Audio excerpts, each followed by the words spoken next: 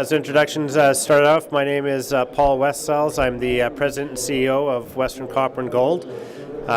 Western Copper and Gold is a very simple company.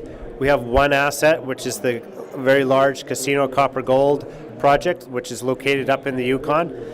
I'd like to pause right here and show you a picture that shows a picture of the site. What you're looking at there is our exploration camp, and what's sort of right in the foreground there is the actual deposit. I will be making forward-looking statements, so I encourage you to review this before you make any investment decision. So start off with our ownership structure and cash and those sort of things.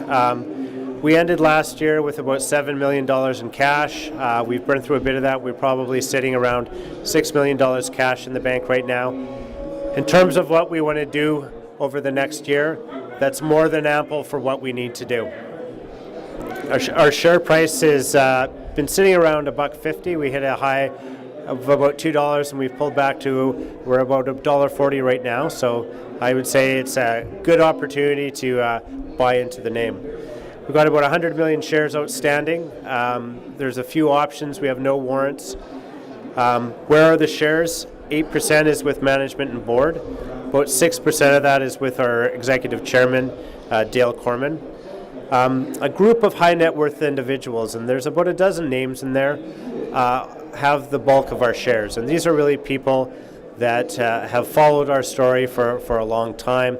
They're personal friends of our chairman Dale's or myself, and we have fairly constant contact with this group.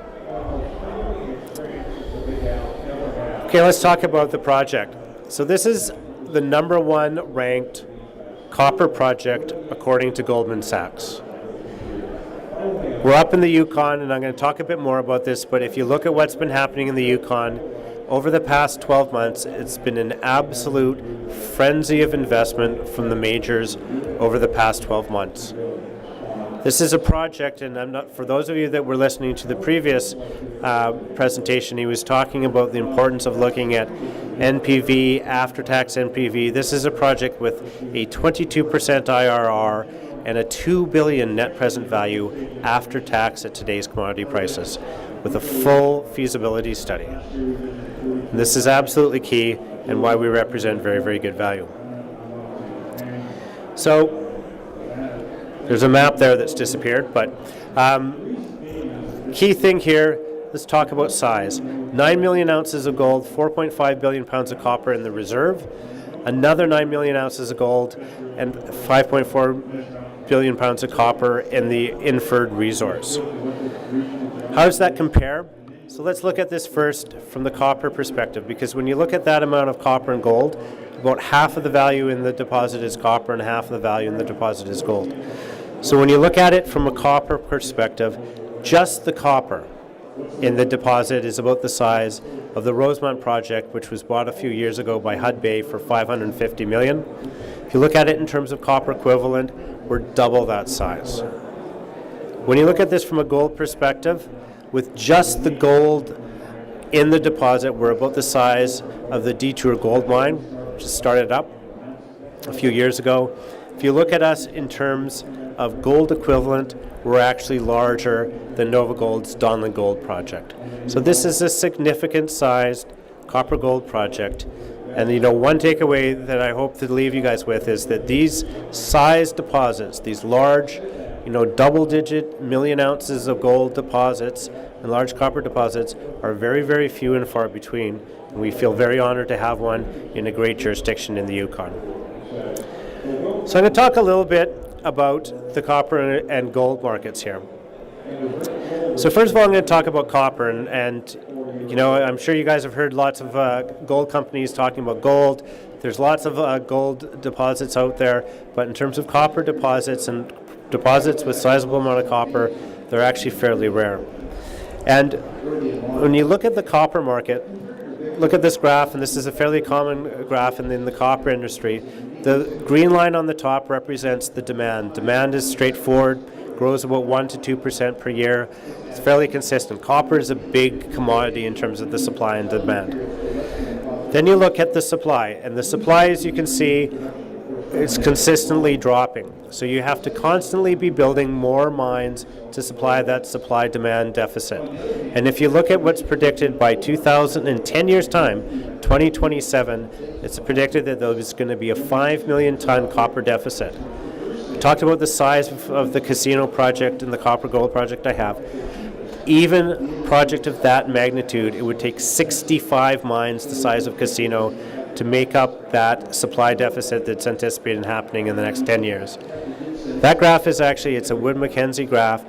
They're completely independent in terms of their analysis. So, I mean, new mines need to come online to provide additional copper. It's just really where those mines are going to come from. On the gold side of the equation, it's fairly simple. There's just hasn't been a number of significant deposits discovered in the gold space. That shows the amount of gold found throughout the sector, and you can see that it's just been dropping year after year after year. So when we're sitting here with a deposit that has close to 18 million ounces of gold, we feel fairly confident that this is something that's going to be attractive to a number of investors. This shows our share price over the past year, and really what this shows is why people buy junior mining companies when they're interested in investing in gold and base metals. So if you go back to beginning of 2016, we were sitting about 30 cents. What happened at the beginning of the year is that the price of gold went up by about $200 an ounce, and we essentially doubled. Then you go to about a year ago, summer of 2016. The summer of 2016, the first major mining company, Goldcorp, makes an investment in the Yukon, buys Kaminak for $500 million, and we see our share price move on the back of that.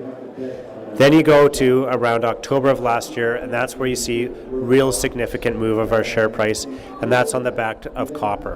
And when copper went from $2 and had been at $2 for years, and finally went up to $2.50 and then up to $2.76, you saw our share price go up significantly. And so that's really where, and during that time you also saw significant investment from a number of other major gold companies, like Agnico Eagle, Barrick and Newmont in the Yukon. So we've seen our share price go up by almost 4 times in the past year, really on the price of copper and the price of gold going up. So, and the investment in the Yukon. So I tell people, look, if you believe in copper and you believe in gold and you want good leverage to that, we're a good name to hold. And we still have more room to grow. If you look at our value, if you look at the enterprise value of the company per pound of copper or per pound of copper equivalent in the ground, you can see as this shows that we're still fairly undervalued as compared to our peers. And on the gold space, you see that even more so. The gold space in terms of enterprise value per ounce of gold equivalent in the ground, we still have a significant way to go before we're at the full valuation of the share price. Okay, I don't know what that slide had.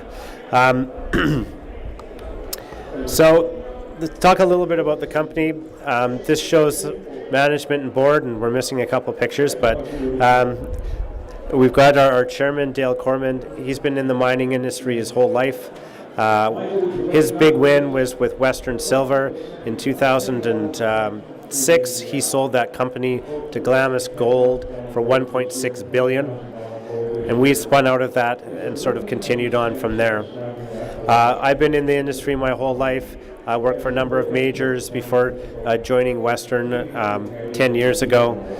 Cam, he's sort of one of the key guys. He worked for Bechtel Engineering. He's built large copper gold projects such as this one. And so when we're talking about the mine and the design of the mine, this is really Cam's mine. Last, we've got Julian, who's been with us for 10 years as well. Everybody, that entire senior management team, has been with the company for 10 years. And really, we're a fairly simple company. What we look to do is to create value by de-risking assets. So we acquired it in 2006. We acquired it from Ross Beatty's Lumina Resources. We took the project, finished off the drilling. We did 2 pre-feasibility studies, then a full bankable feasibility study. Then we brought it into permitting, and we're about halfway through permitting at this point in time. So very, very simple, straightforward, de-risking the asset and moving it forward. One of the things we're very proud of is how we've worked in the Yukon, in our outreach in the Yukon. We've worked very, very close with the local communities. We're very, very happy that we've got agreements with all the key First Nations in the area. And, I've been talking for a while about how good the government of the Yukon is to us. I mean, they're to help sponsoring us being here. But the nice thing is that about a year ago, they put their money where their mouth is. They put together a $200 million infrastructure package for infrastructure in the Yukon. $130 million of that infrastructure directly benefits Western Copper and Gold's casino project. So people ask, is it mining friendly? Absolutely.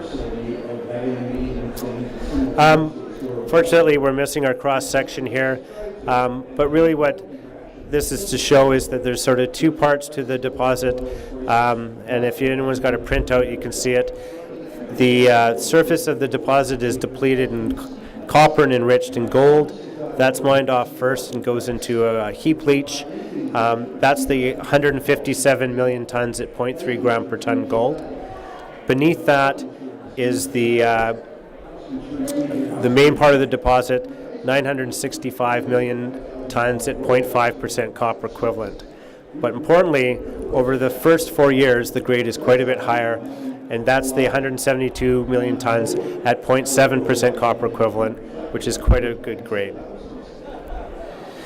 As I said from the onset, the thing that really separates this project from the pack is the economics.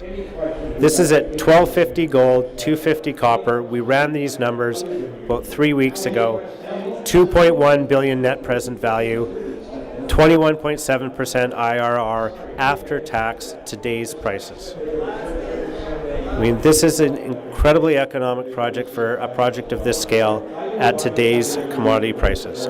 And there's some we're not going to talk about the reasons why because that slide's disappeared, but one of the key reasons why is that this project has one of the best strip ratios in the business at 0.6 to 1. Strip ratio is one of those boring metrics that mining engineers look at. The key thing is that compared to a typical porphyry copper deposit, having that low strip ratio drops my operating cost by about 25%.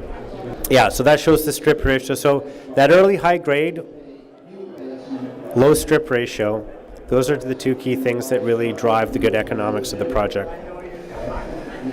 Capital cost, big projects take big capital, so the capital cost is $2.5 billion, and that sounds like a lot of money because it is a lot of money, but I want to talk a little bit about what that actually means. If you look at the capital intensity, so that's US dollars per ton of copper equivalent produced per year, we're right in with the pack. And it's tough to read, but if you look at all those projects, those are 85 projects that are poised to potentially come online in the next 10 years, you'll find that half of them actually have capital costs greater than what we have at Casino. So last two slides I'm going to leave you with is this one and then the next one. If you don't like what I'm saying, this is Goldman Sachs. They took 85 copper projects from owned by the majors to owned in junior mining companies such as ourselves, put them together, said what copper price do these need to go forward? We were number one on that list. So when the new copper mines start to get built, it's going to be us. It's point one. Point two is really what's been happening in the Yukon. When people talk about the majors moving into the Yukon and majors making investment in the Yukon, they're not talking about any part of the Yukon. They're talking about our neighborhood. We're that smidgen of orange in the middle. Everything to the west in green, that's Goldcorp's acquisition of Kaminak. If you look at all the stuff in yellow to the east, that's the Agnico Eagle. You look at the brown, it's Newmont, on and on. These are claims touching our claims. That district is where you're seeing the investment, and we'll continue to see that going forward. So to finish, this is a sizable copper gold deposit. We're seeing significant investment right in our area. from the majors. We've got great leverage to copper and gold, and the consensus is there's a looming copper deficit coming, and we've got a clear path to creating value. So thank you very much.